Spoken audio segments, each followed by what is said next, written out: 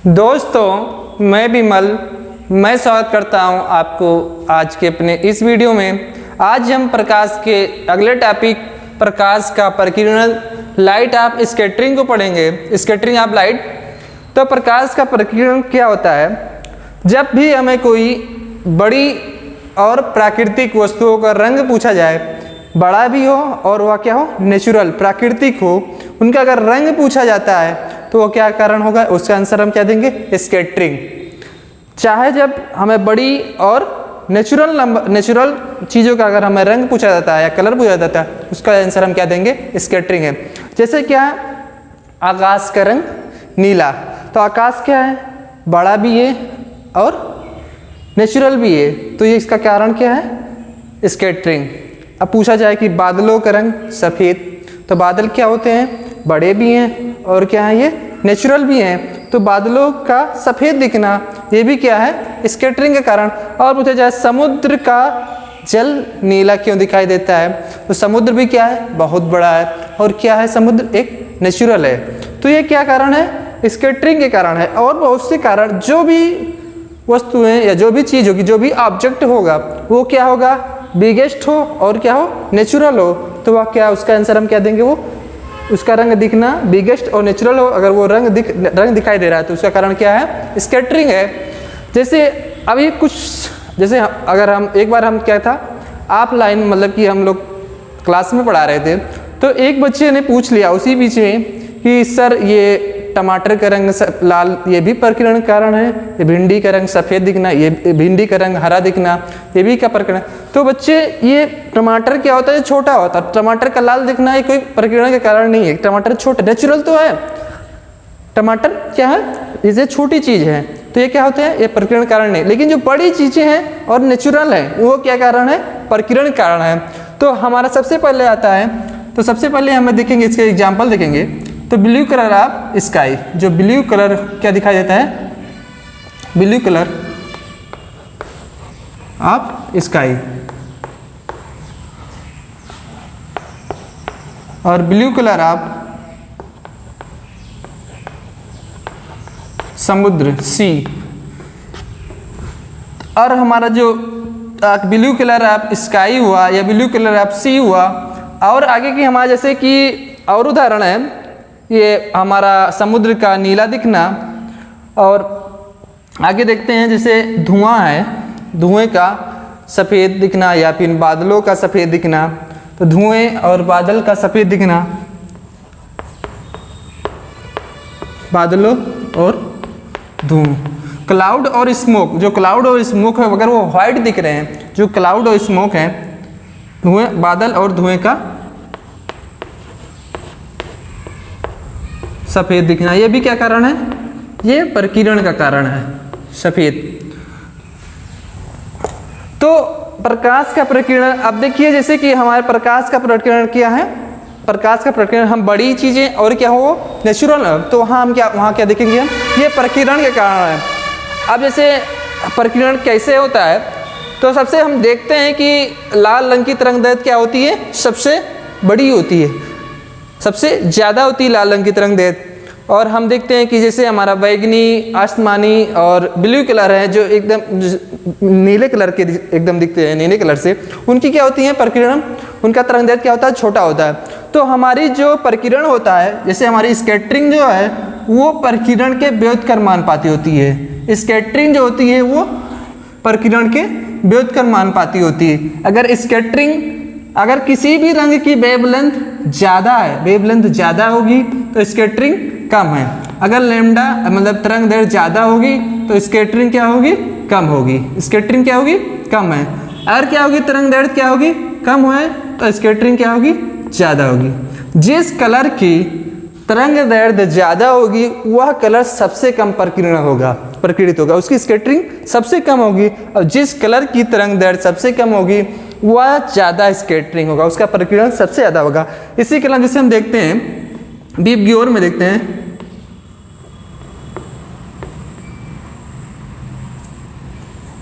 Deep ग्योर हम आते हैं,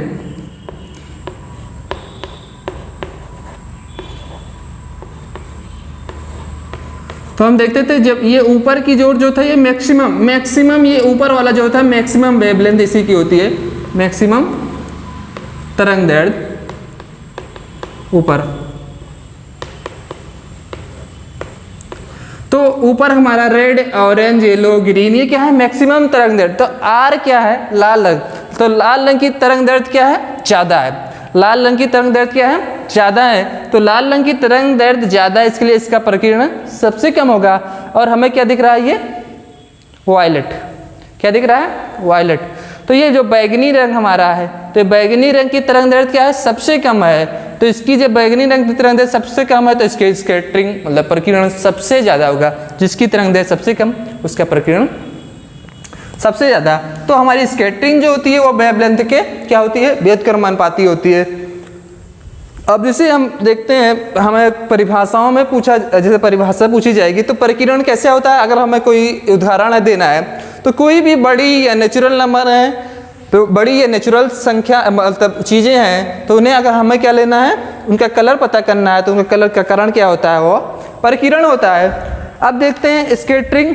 जैसे स्कैटरिंग होती क्या है, जैसे स्कैटरिंग हमारी है, ये हमारे सूर्य भगवान, कौन, सूर्य भगवान है। तो ये सूर्य भगवान हमारे प्रकाश दे रहे हैं और नीचे हमारी क्या है, पृथ्वी है। नीचे क्या है, पृथ्वी हमारी है, इस पे हम और आप रह रहे हैं। और ये बीच में क्या है, ये बीच में क्या है, बीच में हमारा वायुमंडल है, एटमॉस्फेयर है। ये हमारा ये सन है और बीच में क्या है, वायुमंडल है। इसमें बहुत सारे हमारे जो डस्ट हैं धूल के कारण, यह गैसेस क्या हैं, वायुमंडल में विद्यमान है। वायुमंडल में गैस और धूल के कारण है। तो नीचे हमारे ये पृथ्वी है जिसमें हम और आप रह रहे हैं, पृथ्वी पे और भी जीवजन। तो ये हमारी पृथ्वी है। अगर कोई मतलब मान लीजिए यहाँ खड़ा है, तो ये हमारी सूर्य है। तो सूर्य से जब पृथ्वी पर लाइट आती है, लाइट टर्र से आती है, तो ये क्या होती है, वायुमंडल में आने पे क्या होती है, लाइट तो आ रही है, ये कौन सी कलर की, सफ़ेद कलर की आ रही है। लेकिन जब ये वायुमंडल में आती है तो इनका जो भी प्रकाश कितने कलर, 7 रंग, सतरंगी होता है प्रकाश ना। तो ये इसका जब धूल के कारण या गैसें टकराते हैं तो इनके क्या होता है, बिखर जाते हैं। इन जब बिखरने के, जब प्रकाश के कारण जब आते हैं, अब ये वायुमंडल में आते हैं, तो ये क्या होता है, इनका बिखराव हो जाता है। वही बिखराव क्या कहलाता है, प्रकीर्णन। जब बिखराव होगा तो बिखराव होने से अलग अलग कलर अलग अलग बट जाएंगे। अब जिसका स्कैटरिंग सबसे ज़्यादा होगी, जिसकी स्कैटरिंग सबसे ज़्यादा होगी, वो चारों तरफ फैल जाएगा, तो उसी कलर का दिखाई देगा। जैसे हम सूर्य से आती है प्रकाश की किरणें, तो ये चारों ये आएंगी तो यहाँ प्रकीर्णन होगा। तो सबसे ज़्यादा प्रकीर्णन किसका होता है, किसका होता है, नीले रंग। नीले रंग में चाहे वो वायलेट हो, चाहे इंडिगो, चाहे ब्लू, तो मतलब तीनों का लगभग नीला ही लगभग दिखाई देता है। तो नीले रंग जो दिखाई देगा तो हमारा नीले रंग का चारों तरफ बिखर जाएगा, लगभग चारों तरफ नीला ही नीला आसमानी तो दिखाई पड़ेगा। तो हम पृथ्वी से जब देखेंगे तो हमारा ये आकाश क्या देगा, नीला दिखाई देगा, क्योंकि सबसे ज़्यादा बिखराव किसका हो रहा है, नीले रंग का। तो वही आकाश में हमें नीला ही दिखाई देगा। लाल रंग का तो बिखराव कम हुआ, तो इसलिए वो नहीं दिखाई दिया। ये चारों तरफ बिखर जा रहा है, प्रकीर्णन हो जा रहा है। अब जैसे प्रकीर्णन हो जा रहा है, इसलिए क्या हो रहा है, हमें आकाश नीला दिखाई दे रहा है।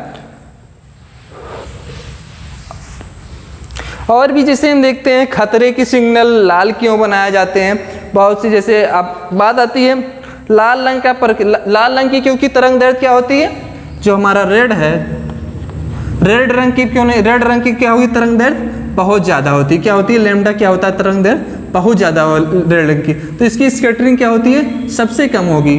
और वही हमारा ब्लू कलर है, तो ब्लू कलर की क्या होगी, तरंग दैर्ध्य क्या होगी, सबसे कम होगी।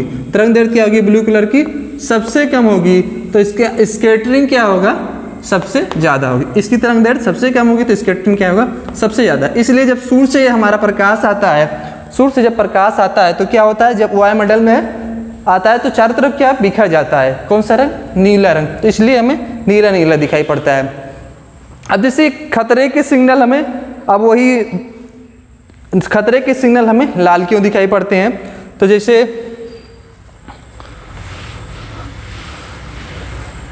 खतरे के सिग्नल लाल क्यों दिखाई देते हैं। अब कोई सिग्नल बना है, जैसे कोई व्यक्ति खड़ा है, यहाँ पे कोई खड़ा है, हाँ, अब हमारा कोई सिग्नल बना हुआ है, उनमें लाइट लगी हुई है, तब क्या होगा, ये सिग्नल बना हुआ है, ये लाइट लगी हुई है कोई,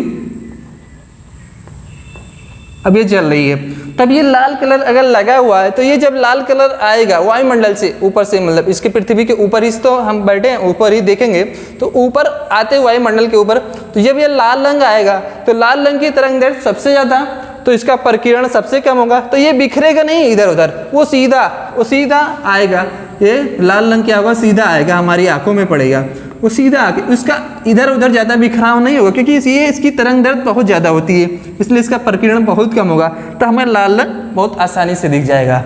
और जैसे हमें अगर हम नीला कलर के दिखाएंगे तो उसका प्रकीर्णन आने के बाद रास्ते में कहीं इधर उधर बिखरने लगेगा, लेकिन लाल कलर होता है, ये रेड जो होगा वो सीधा चलाएगा, और ब्लू वगैरह होंगे तो क्या होंगे, इधर उधर बिखर जाएंगे। इसलिए खतरे के सिग्नल हमारे क्या होते हैं, लाल बनाए जाते हैं, क्योंकि उनका प्रकीर्णन क्या होता है, सबसे कम होता है। और जैसे हमें देखते हैं कि जब ये होता है सूर्य उगते समय और सूर्य क्या होता है जब उसके डूबते समय, वो लाल क्यों दिखाई पड़ता है, तो जब सूर्य उगता है तो क्या होता है, वो एकदम रास्ते में तय करता है, तो वो क्या लाल रंग का प्रकीर्णन सबसे कम होगा, इसलिए हमें क्या होगा, लाल रंग आके दिखाई देगा, डूबते समय भी हमें लाल रंग दिखाई देगा। अब जैसे हमने देखा कि हमारा ये एटमॉस्फेयर है, एटमॉस्फेयर देखा, और हमारा एक सूर्य भगवान देखे जो प्रकाश दे रहे हैं। अब इनसे जब किरणें आई तो एटमॉस्फेयर में आने के बाद ये बिखराव हुआ। अगर हम यहाँ खड़े हैं, तो यहाँ से देखेंगे तो हमारा ये बिखरा हुआ नीला रंग चारों तरफ बिखर गया, तो ये जो बिखरा हुआ तो हमें ये क्या हुआ, नीला दिखाई पड़ा। और कभी कभी कोई बच्चे क्वेश्चन पूछने लगते हैं, कभी क्वेश्चन आता है कि अगर हमारे पृथ्वी के ऊपर से वायुमंडल को हटा दिया जाए, पृथ्वी के ऊपर से अगर हम वायुमंडल को हटा देते हैं, जब वायुमंडल को हटा देंगे तो क्या होगा, प्रकाश की किरणें आएंगी, लेकिन इनका क्या होगा, बिखराव नहीं होगा, तो हमें कोई कलर नहीं दिखाई पड़ेगा, बिखराव नहीं होगा तो कोई कलर नहीं दिखाई पड़ेगा। जब कुछ नहीं दिखाई देता है तो हमें क्या दिखती है, वो काला दिखता है। अब जैसे कोई भी चीज़ें नहीं दिखाती क्योंकि इसका स्कैटरिंग नहीं हो रहा, प्रकीर्णन नहीं, क्योंकि यहाँ वायुमंडल से अगर हम हटा देते हैं, अब वही कहानी होती है, कभी कभी पूछा जाता है कि हमारा एटमॉस्फेयर है, एटमॉस्फेयर से ऊपर हम अंतरिक्ष में जाएं। अब अंतरिक्ष से हम अगर देखते हैं, अंतरिक्ष से अगर हम सूर्य को देखते हैं, मतलब अपने आकाश को देखते हैं तो कैसा दिखाई देता है। जब ये सूर्य से निकलेंगी किरणें तो इसके ऊपर एटमॉस्फेयर तो है नहीं, एटमॉस्फेयर नीचे है, तो यहाँ क्या इसका प्रकीर्णन होगा नहीं। जब प्रकीर्णन होता नहीं तो हमें रंग दिखाई नहीं पड़ता, क्योंकि रंग बिखरते नहीं है तो हमें दिखाई नहीं पड़ेंगे। जब बिखरेंगे नहीं तो हमें आकाश क्या होगा, वो काला दिखाई पड़ता है। आकाश क्या है, काला दिखाई पड़ता है। अब ये स्कैटरिंग होती कैसे है, जैसे हमारी पृथ्वी है तो पृथ्वी के ऊपर जैसे ये हमारा एक मोबाइल है, तो इसके ऊपर पृथ्वी के ऊपर जैसे वायुमंडल है, तो इसके ऊपर ये एक वायुमंडल जैसा रहता है, ये वायुमंडल है, इसके ऊपर लगा हुआ है।